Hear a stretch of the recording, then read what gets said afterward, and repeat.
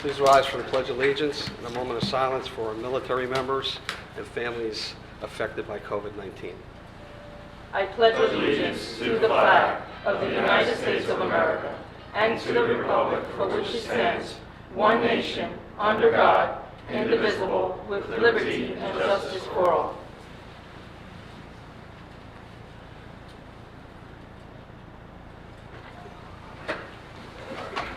Notice requirements of the Open Public Meeting Law have been satisfied concerning this meeting. The Home News Tribune and the Star Ledger published a notice on December 18, 2020. Copy of the schedule was posted on the municipal bulletin board and it should be so noted in the minutes of this meeting. Councilman Spiller. Here. Councilman Ficarra. Here. Councilwoman Meehan. Here. Councilwoman Drum. Here. Councilman Patel. Here. Councilman Anderson. Over here. Councilwoman DeJesus. Here. Vice President Bauer. Here. And President Small. Here? Can I get a motion to approve the minutes from March the 2nd? Motion. Second. Now I got to train myself this way. Any questions or comments? All in favor, aye? Aye. Opposed? Ayes have it. Beginning with these second reading ordinances this evening, we will take letter A first, which is a bond ordinance to authorize the acquisition of 104 Main Street in an amount of $625,000 total cost. I get a motion to take up this ordinance on second reading, public hearing be open.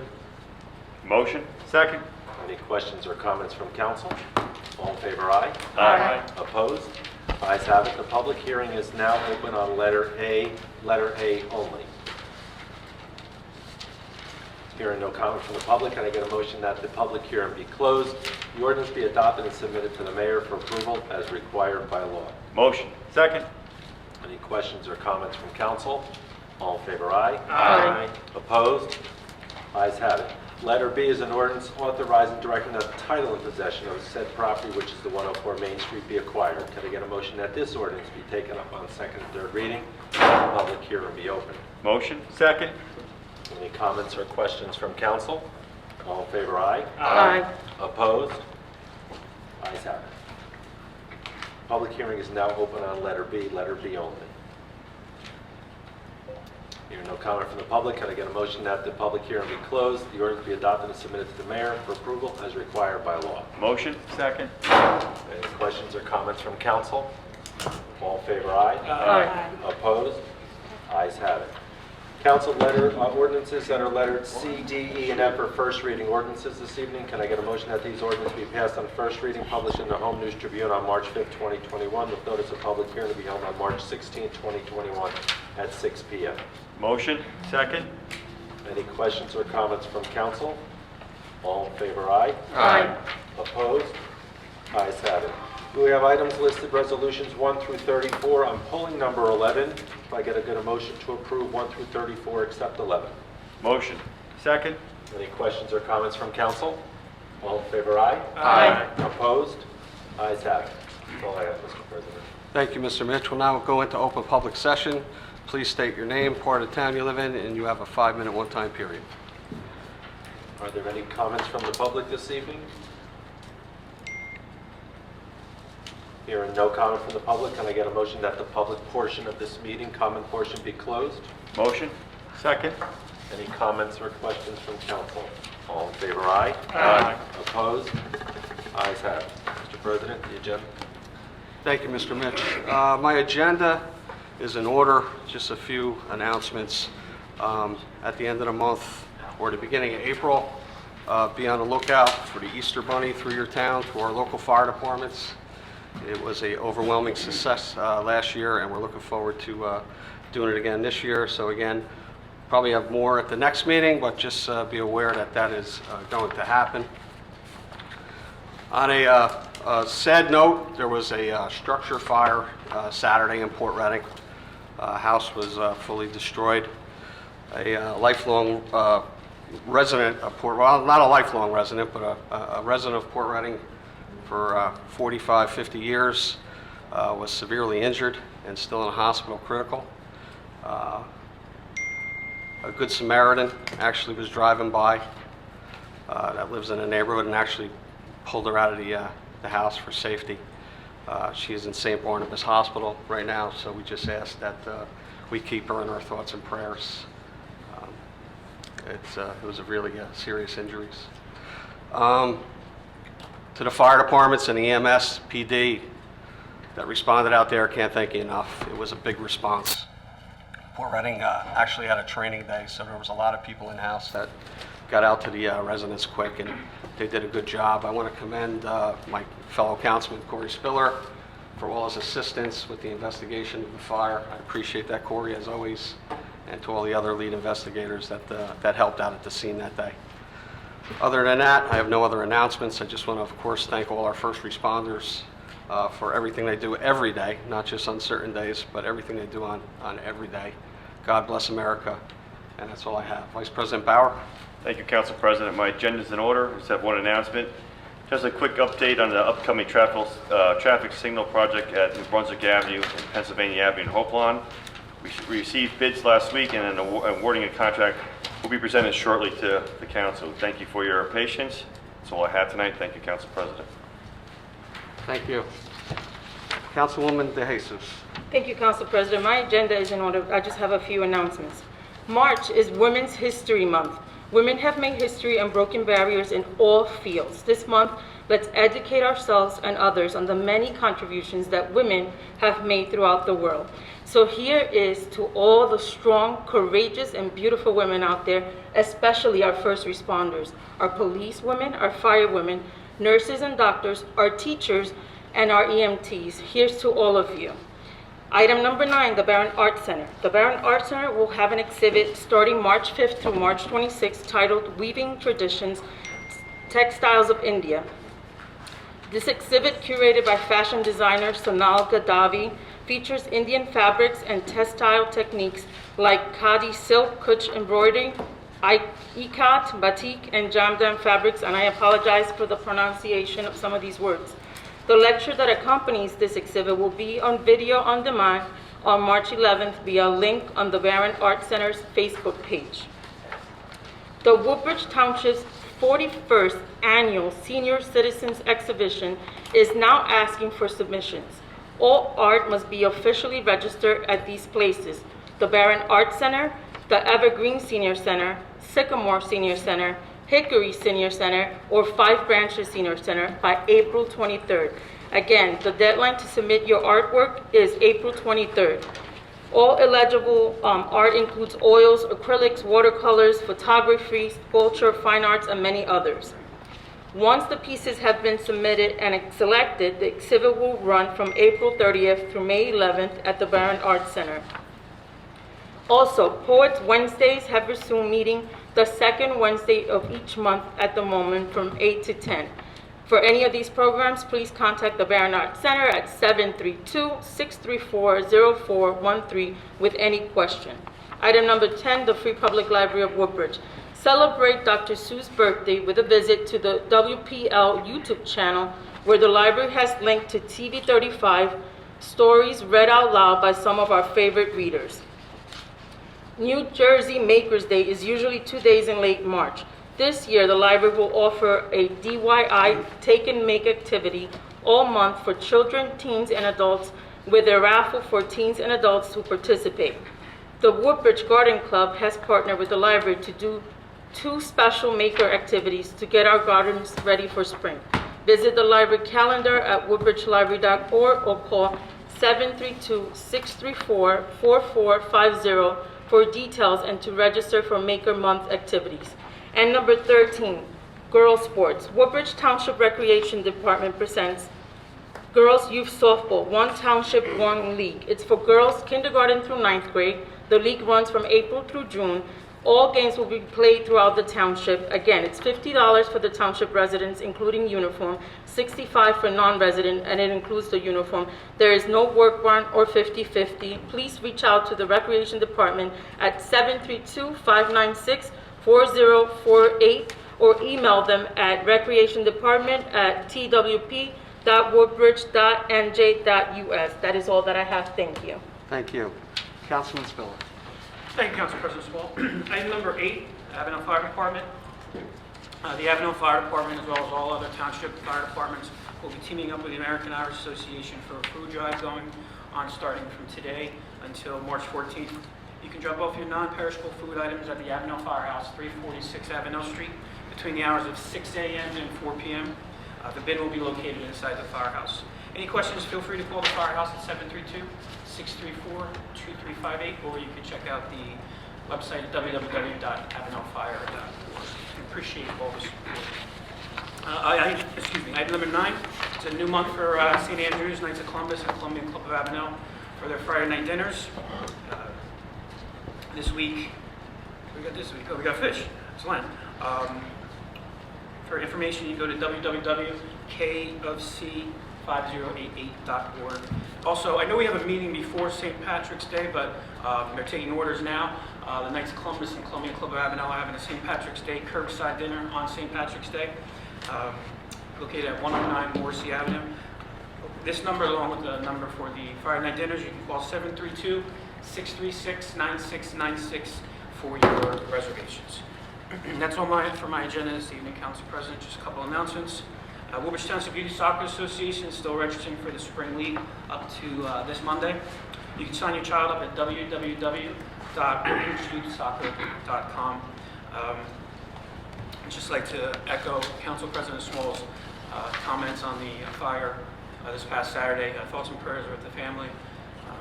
Once again, an incredible job by all emergency services. You know, people say, well, you know, that's what they do. You're absolutely right. That's what they do. People put on uniforms every day, but you know, rolling up to something like that, where you know the victim is hanging halfway out the house and the fire's blowing out, you know, the front door and every window. You know, we had a fatal fire, unfortunately, in Avenel last month. So hopefully, you know, things will start looking up. So thank you to all our emergency responders, fire, EMS, our Woodbridge Police Department, and OEM and CERT. And I'd just like to welcome back all our teachers, faculty, and most importantly, all of our children, my children, back to school. Here's hoping to a great start to the rest of your school year. Be safe, be smart. God bless America. Thank you, Council President Small. Thank you. Councilwoman Meehan. Thank you, Council President. My agenda is in order. I just want to give some figures out on our Have a Heart food drive. We collected 15,000 pounds of food and $78,000, over $78,000 to go to the community food bank. So thank you for everybody that donated money, that gave a can of food. No matter what you did, it really mattered, and we were able to build back up our food banks. And it's such an important thing right now with COVID and people that are out of work. So together as a community, we really pulled together, and we helped restore these, so thank you. And we still will be taking it. Corey mentioned about the American Irish. You can drop it off at any of the firehouses, and that's all. Good luck to all the students and the kids back, the parents and the teachers for school. I'm glad to see everybody's back. I look out the window, I see the crossing guard out there, and it's nice to see all the little ones back at school, so I hope they have a safe return. That's all I have this evening. Thank you. Councilwoman Drum. Thank you, Council President. My agenda items 2, 3, and 5, Downtown Merchants Association, Main Street Special Improvement District, and Buy Local. Asking to please continue to shop local. Our businesses need your support now more than ever. The Downtown Main Street redevelopment projects at 10 Main, 10 Green, and 55 Brook Street are continuing along at their construction sites through the pandemic, and hopefully the weather will stay calm and they'll be able to continue their good work. Number 4, the Chamber of Commerce held a networking event this past Friday night at Strawberries. I'd like to thank the owners, the Galino family, for offering their space to us outside and under the tent with delicious food so we could meet up with other businesses and connect. Special thanks also to Roaring Moose owner Dan Grabin, who supplied all of us with donations of customized chamber face masks, sanitizer, and lip balm. An upcoming event will be a chamber-hosted in partnership with Career Council Incorporated, a Middlesex County virtual high school job fair. This will take place on May 20th from 10 to 2. Students from Middlesex County high schools that have decided to enter the workforce either through apprenticeships or entry-level positions. Middlesex College will also be invited. More details on this job fair to come, but I just wanted to get the word out, and we're just looking for businesses to come on board and join in with us. And you can call Sam Grant at 917-859-2873 or email him at cc_N as in Nancy, HCF as in Frank, @yahoo.com. I also wanted to mention and welcome a new business to town. The Lidl store will be opening tomorrow morning at 8 a.m.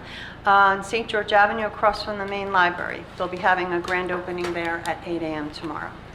13, the Woodbridge Elks are now able to offer some opportunities to our community since some of the COVID restrictions have been lifted, such as their Friday night fish fry, their fundraisers, and their food drives, as well as their food distributions that they have been doing all along through pandemic.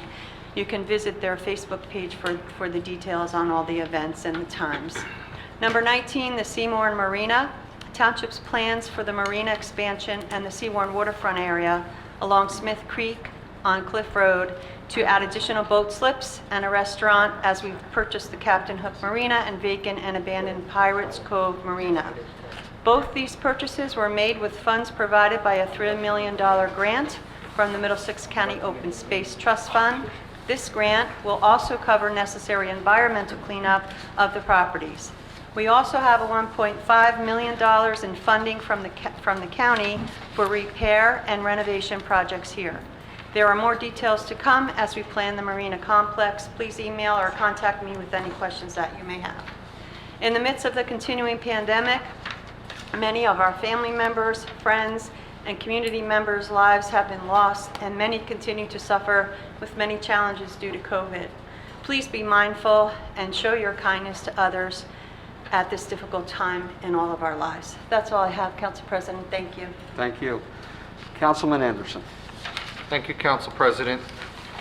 First, I'd like to announce that the Woodbridge Broncos will be having their spring season. As you know, that they had to cancel their fall season due to COVID. They're having their final registration. Right now, it appears that they're going to have levels for our 12U and our 14U, and possibly a 10U team. The registration cost is $135. There will be a registration tomorrow night at the Woodbridge Broncos building, located at 450 Chain Hills Road, from 7 p.m. to 9 p.m. There are no weight limits in this league, so players can come from all different sizes. We're looking forward to having this program. We really appreciate the volunteers that have made it possible, but we know that there are risks out there. We are taking all of the same protocols that our high schools took for COVID to be very responsible and protecting all of our players and our parents, and we'll do everything possible to keep them safe so that they can have a positive experience. I would like to announce that for Black History Month, although the Independent Club of Colonia, who typically hold the Black History Month event, will be holding the event virtually, so there was a little bit of time, but it'll be on March 8th, TV 35. So I just ask that everyone tune in. Mr. Hall from the Independent Club of Colonia will be narrating the event. He'll be highlighting black families for that, so we're excited about that. Schools are back in session, in hybrid session. As a parent and as a superintendent, I'm excited that the kids are back in school. Early forecast is that the teachers and students are all thrilled to see each other, and we're excited for them. I know Councilwoman DRUMM didn't mention this, but she did invite me to be a judge last week on Saturday for the American Legion Oratory Contest. It's countywide, and it was a fantastic experience, and it was very well done and very organized. The winner was Nicholas Kimball from J.P. Stevens High School. He's a senior, and possibly heading to St. John's University in New York. As we know, Speaker Coughlin is a big fan of that school, so I'm sure he'll be pushing for him. But he gave an 8-minute speech on the Constitution that was prepared, and then a 4-minute speech that he was not prepared for, that the subject was selected for him from the Constitution. It was really nice to see a young person come in who was very knowledgeable about our Constitution and able to speak on the Constitution. It was fantastic. So I just want to thank Councilwoman Drum for inviting me for that event, and look forward to being the judge next year as And well. also, Councilman, there is going to be the state competition, maybe when we get a little bit more. March information. 20th. March 20th. At the War Memorial Building, Okay. where he will then go on. I've actually been in touch with him. He reached out to me good. on some things, and we've just been talking. So I'm, as you are, pulling for him to Yeah, do well of in that course. competition as Okay, well. Thank you. And as far as our jobs, the State Park Service hires over 700 employees annually during our peak summer season. The positions include naturalists, history educators, visitor service assistants, state park police visitor service assistants, trail stewards, office assistants, lifeguards, and maintenance personnel. The salary ranges start at $12 per hour for most positions. Lifeguards start at $13 an hour. However, salaries vary based on experience. The minimum age to apply is 16 years old. And if you love being outdoors and you're looking for fun, a fun, fulfilling summer job, look no further than working for New Jersey State Park or Forest. You can learn more by going to nj.gov/DEP/work-in-parks. Okay? But there's seasonal jobs that are out there for our young people. I encourage you to look into that to apply, but you can start out on our nj.gov website. That is all I have. Thank you very much. I had an opportunity to judge that 2 years ago, and the students were just incredible. Yeah. Incredible. Thank you.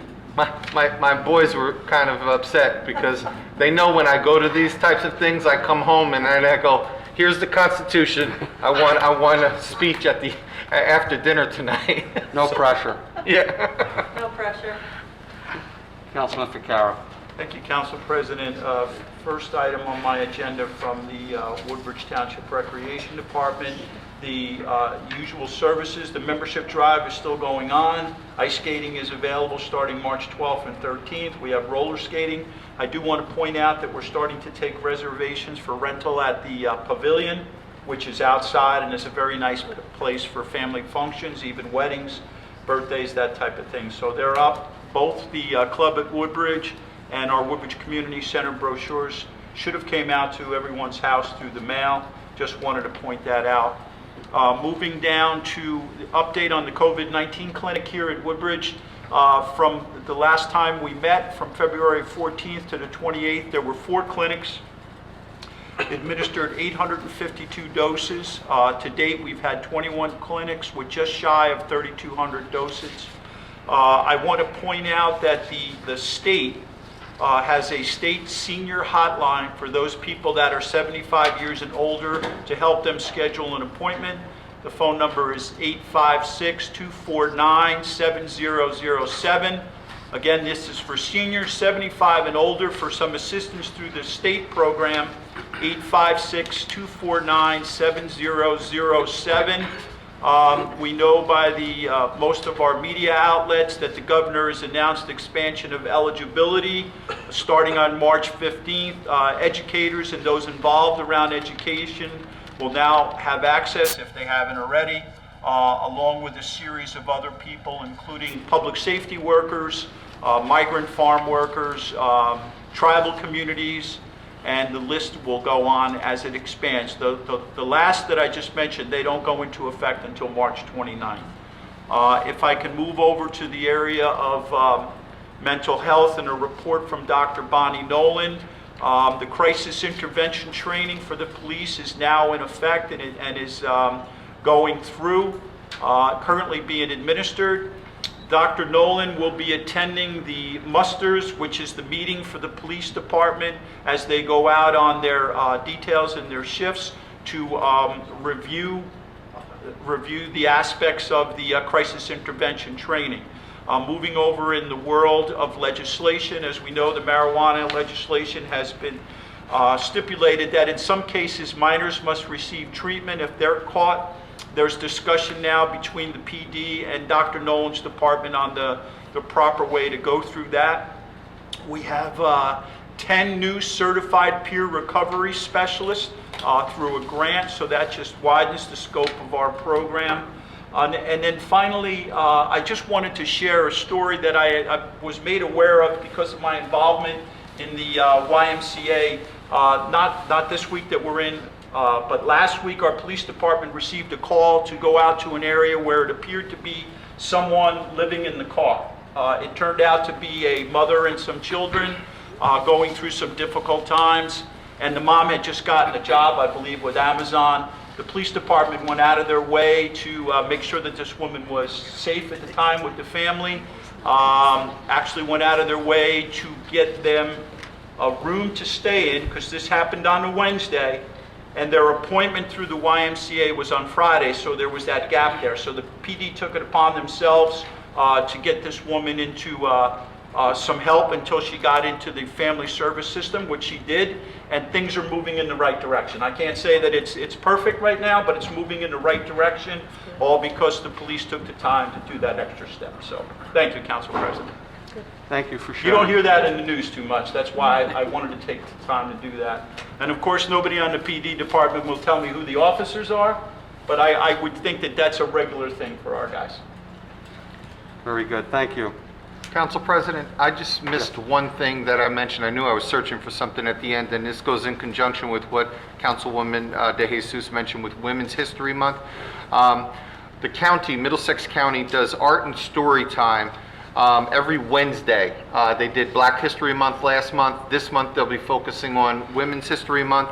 And tomorrow at 4 p.m.